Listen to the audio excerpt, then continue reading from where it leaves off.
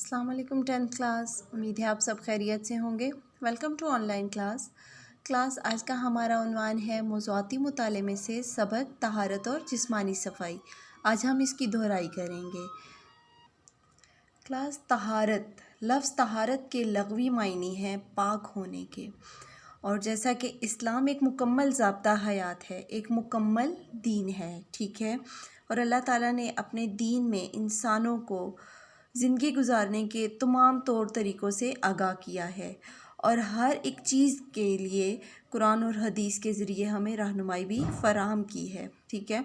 तो तहारत के बारे में आप सल्लल्लाहु अलैहि वसल्लम का फ़रमान है, अत्तहूरु शत्रुल ईमान, के ईमान पाकीज़गी ईमान का हिस्सा है, ठीक है।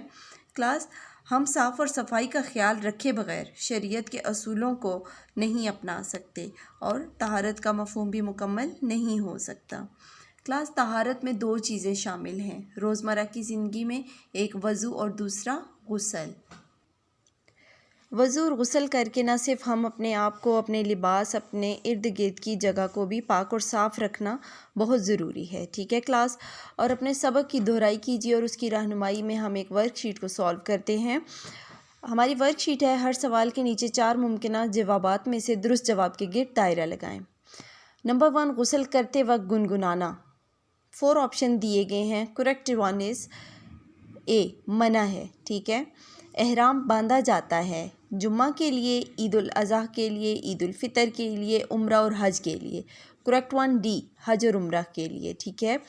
नहाने से साफ़ हो जाता है, ए दिल, बी पूरा जिस्म, सी बाज़ अज़ा, ठीक है।